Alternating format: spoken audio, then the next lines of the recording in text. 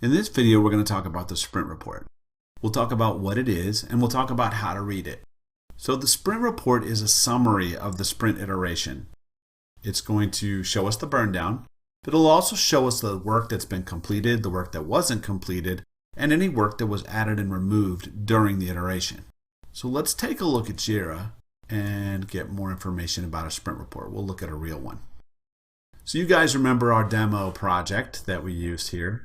If we go into reports, we can click here and we can take a look at our sprint report.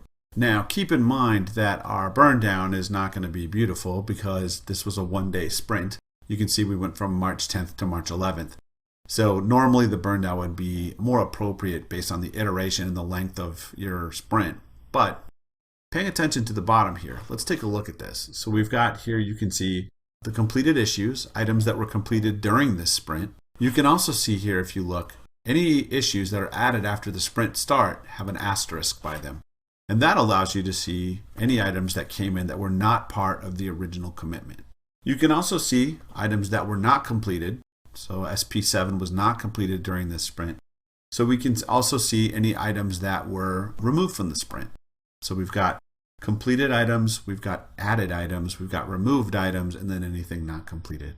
Of course, we also have a sprint name, and we've got the date range for that sprint as well.